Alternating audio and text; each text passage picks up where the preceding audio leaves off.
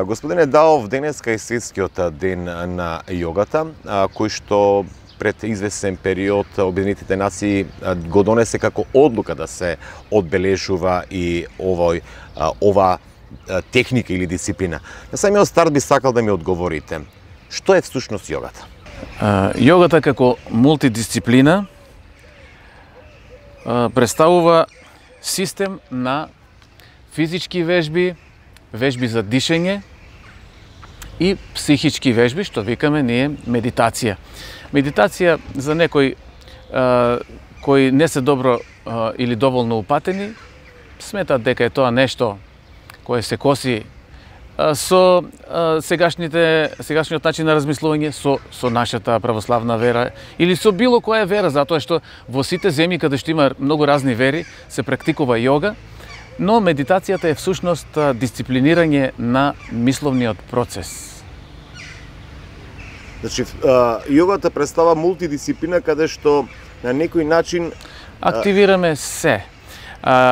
Ги стегнуваме сите тетиви, цела мускулатура, ги раздвижуваме спојките помеѓу коските, значи коска рскавец. На тој начин се зголемува лачењето на меѓукоскина течност и движењата се по-слободни. Со разни техники на дишење ги масираме внатрешните органи. Многу. Значи, само накратко да ги запознаеме гледачите дека бенефитите се бескрајни, многу.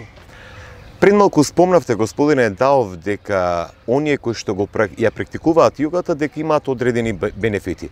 Може ли накосо да ни кажете кои се оние предности и бенефити кои што ќе ги добијат граѓаните кои што ќе ја практикуваат јогата? И овој пат накратко. Ова е трета година како се слави Светски ден на јогата, тоа е денес 21 јуни.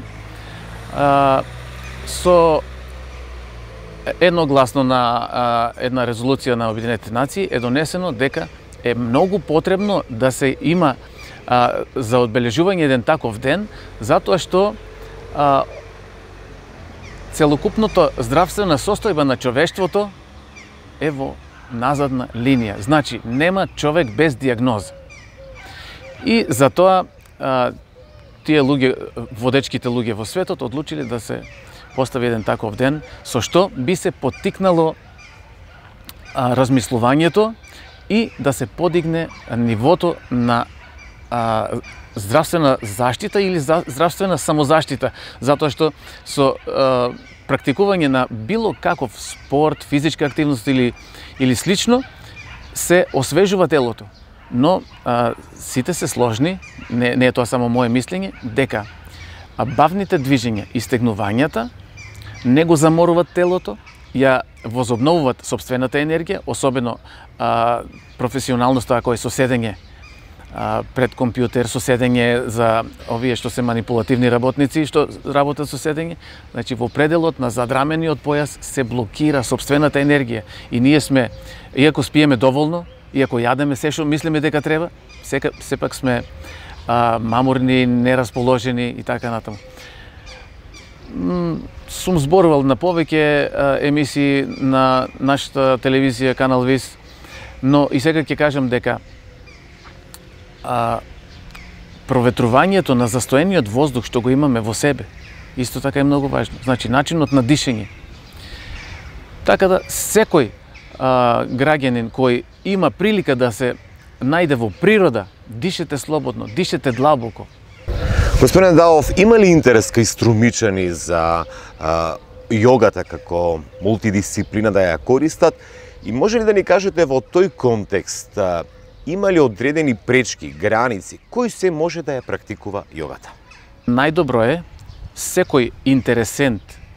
Имаме веќе информации преку интернет, има на YouTube многу е постирано видеа од искусни јогини, така и од почетници. Значи имаме разни начини и секој може што се интересира да погледне како тоа изгледа. Да кажеме тие што се похрабри, посмели или што размислуваат повеќе за своето здравје, доаѓаат кај нас. Часовите ни се 2 пати неделно, После петата недела, откако ќе сватат одредени вежби или начини на дишење, им давам и за дома домашно. Домашното е по 10 минути на ден, кој нема 10 минути за себе. А ако ти си ги посветиш тие 10 минути за возобновување на својата енергија, секако дека ќе траеш повеќе. Има ли интерес кај струмичани за ова мултидисциплина? Еве, некако спомнавте дека имате 2 пати неделно часови. Каков е интересот и кој е оној апа што би им го упатил до струмичани? Сите што можат да си одвојат 75 минути за еден час, тоа се 2 пати неделно по 75 минути, можат да дојдат во просториите на гимназијата. Имаме вторник и четврток, а понеделник и среда имам во помала вежбална, тие се 2 помали групи. Доколку мислите дека тоа одзема време, вежбајте сами, вежбајте дома, пронајдете на интернет нешто. Секако дека по правило треба под водство на стручен јога инструктор, тренер, да се обавуваат тие вежби, но било каква активност е секако добре дојдена. Пред 2 дена заврши првиот дел од летниот јога одмор кој беше во Геракини, во Егејска Македонија на Халкидики. И интересот беше голем, така да имавме дури практиканти и од Финска, од Швајцарија. Луѓето се интересираат, сакам да кажем, малку е ако од овде се јават, се јавуваат од секаде. Тие што знаат и препознаваат кои се бенефитите од јогата.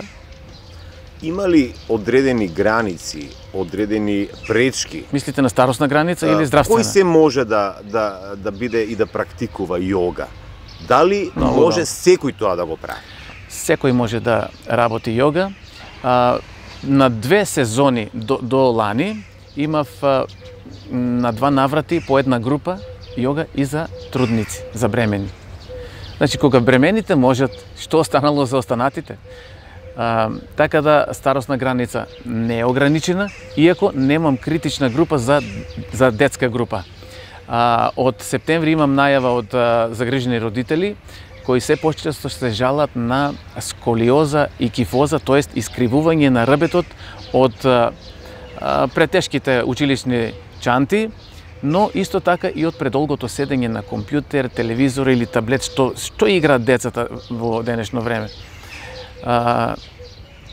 Од септември веќе ви кажав дека имам најава за една таква детска група, но исто така имам и освен нормалната група што ми е од 12 до 65 години, тие се ги рачунаме за нормална група, имам сега најава и за над 65 години.